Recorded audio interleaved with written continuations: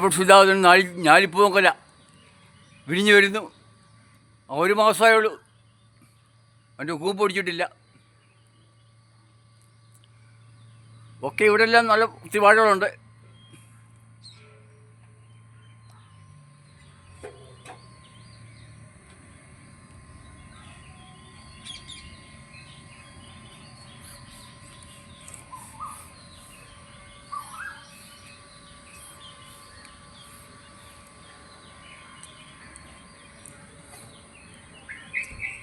പിന്നെ അങ്ങോട്ട് കൃഷികളൊക്കെ പോകും. ഇതാണ് ഉറക്കുന്നെങ്കിൽ പറയും നിൽക്കുന്നത്.